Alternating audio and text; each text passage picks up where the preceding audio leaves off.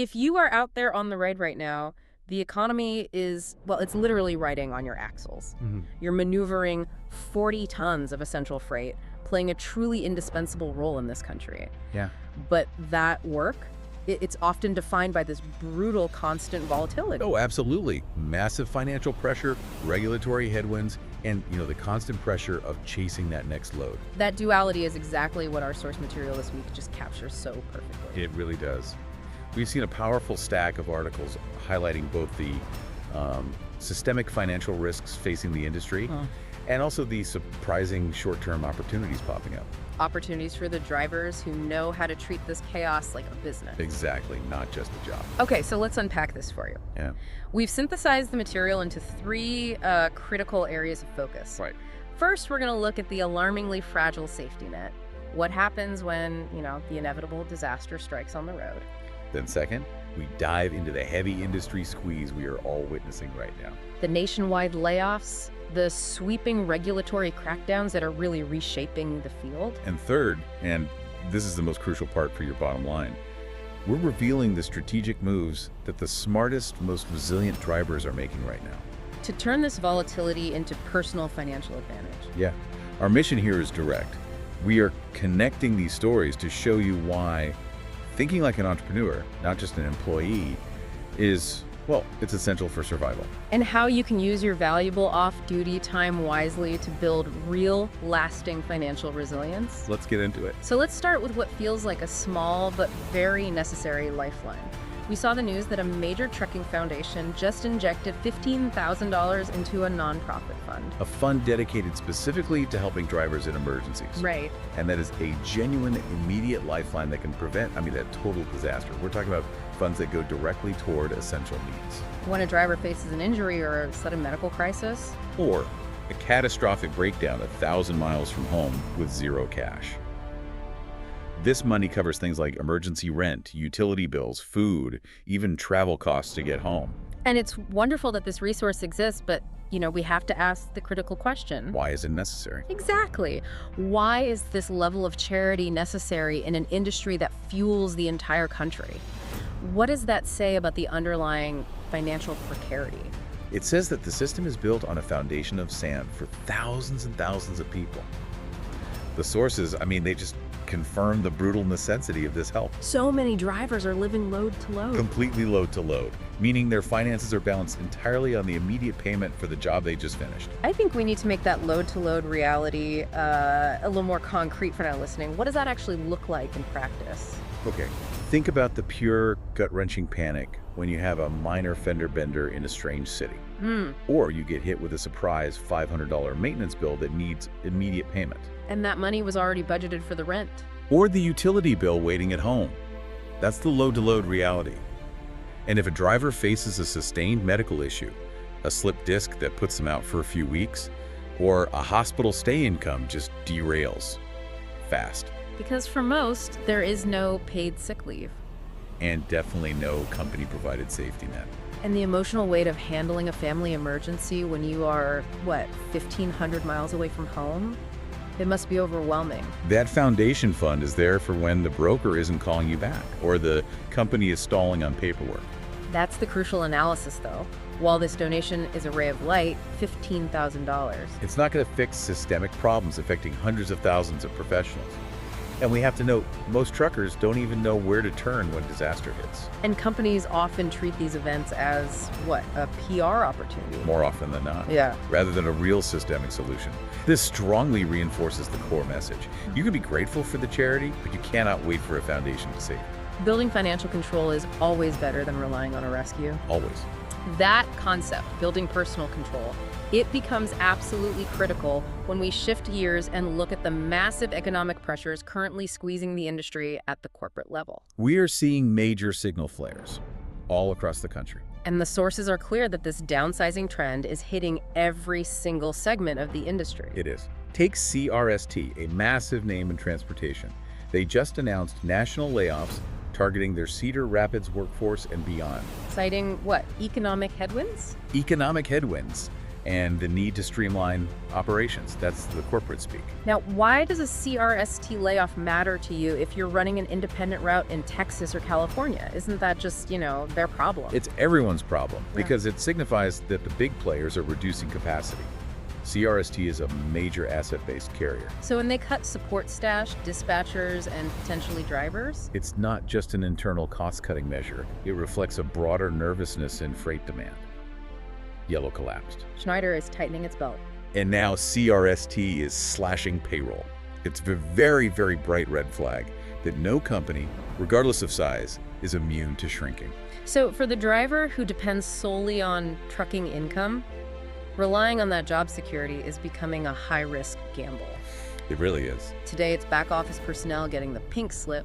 Tomorrow, it could be the routes or the contract lanes that you depend on. Exactly. And while the existing workforce is dealing with this instability, the entry point for new drivers is at the same time getting way more complicated. Because of these massive federal regulatory crackdowns. Right. Let's look at the push against what are called CDL mills.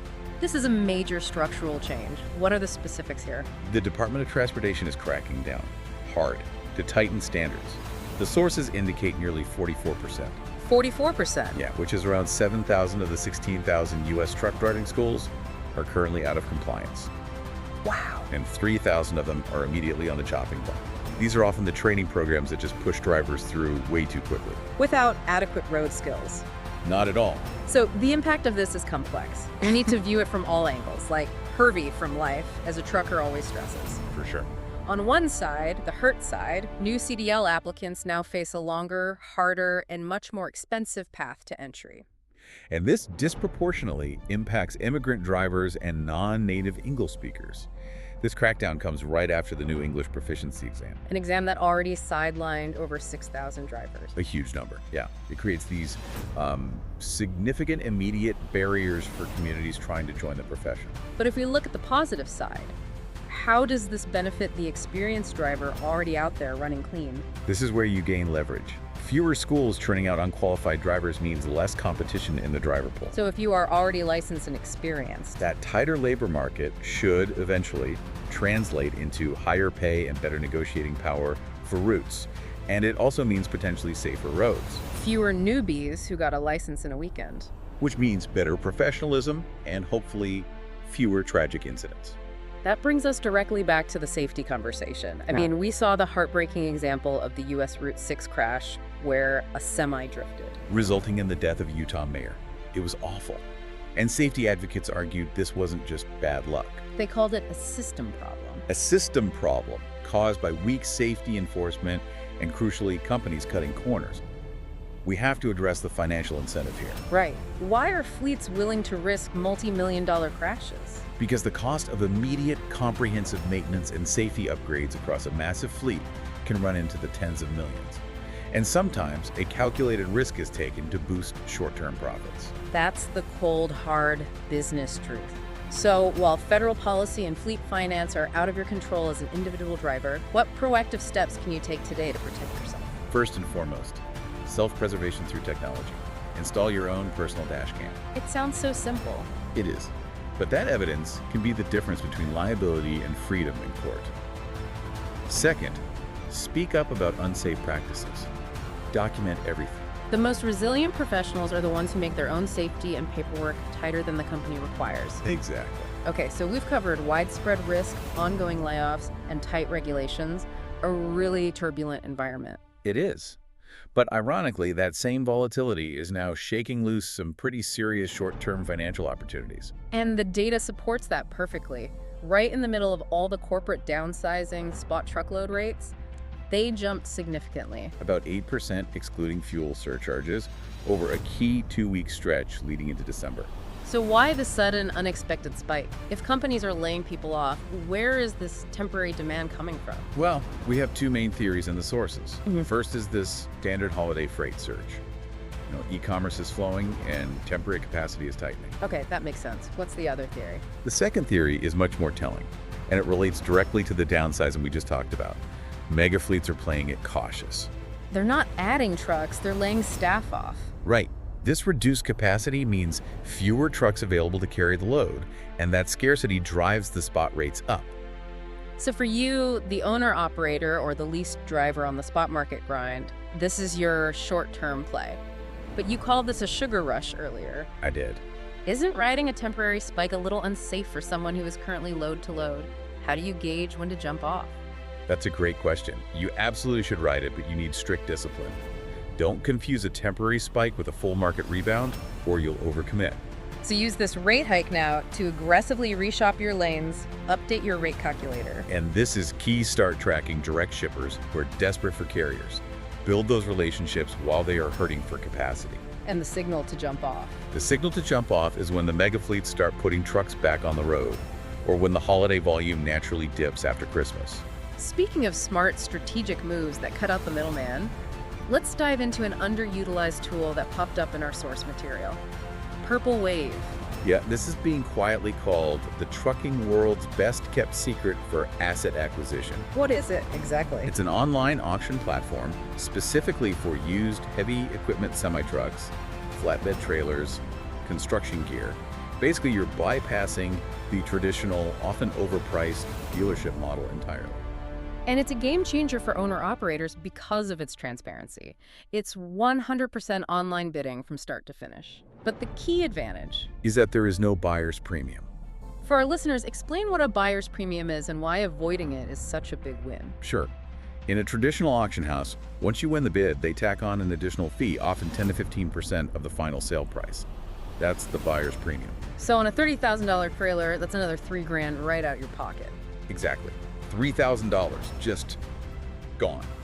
It adds massive friction. Purple Wave eliminates that fee, which means you can secure genuine undervalued assets from reputable sources like school districts or municipalities without that hidden cost. That is fantastic financial autonomy. And the pro tip here is what we're calling the remote hustle. Absolutely. You can literally be waiting on a dock on a mandated 34-hour restart and using that time to bid on and secure a flatbed trailer in another state. Let's make that real. Okay, so let's say you pick up a used dump trailer for $8,000.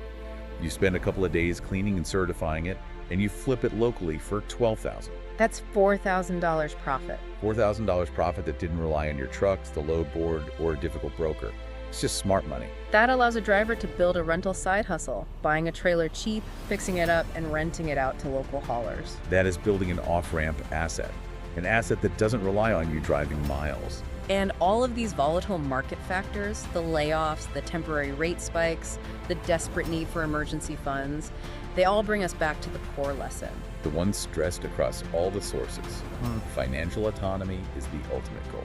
It's exactly the kind of message we see from resources like Life as a Trucker, Right. which emphasizes that you must manage your time not just for the shippers and the brokers, but strategically for yourself.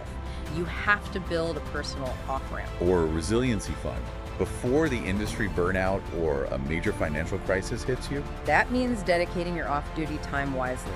Smart truckers are learning skills that generate side income. like mastering AI tools for simple digital businesses that can be run right from the cab, maybe during a long wait or a 34-hour restart. Okay, give us an example. What kind of AI tools can a driver sitting in their truck realistically use to build a side income? Simple tasks that leverage AI's processing power.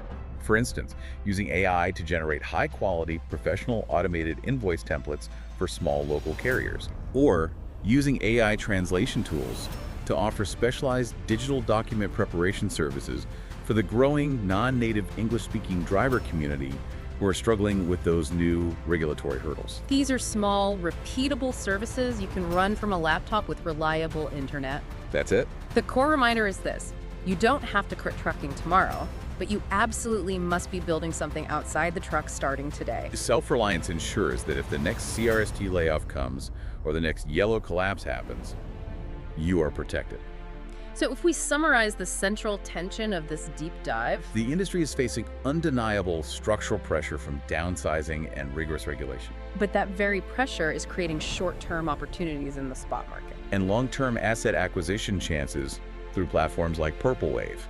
The common thread uniting survival and future success is your personal, proactive strategy. What's truly fascinating here is that the automation that is driving the CRST layoffs, the AI that's replacing support staff and dispatchers, is the exact same tool that could become your source of diversified income. Your source of security. It's about leveraging the change, not being crushed by it. Which raises an important question for you, the professional driver. Given the unique time constraints of life on the road, what specific digital skill or online income stream can you begin learning this week, utilizing your off-duty hours to ensure that the automation and volatility reshaping the industry today become a source of future financial control rather than a looming threat? You are the backbone of this global economy, and you deserve stability and respect. We know you are strong, resourceful, and professional. Keep your rig clean, your paperwork tighter, and your future diversified. You've got this.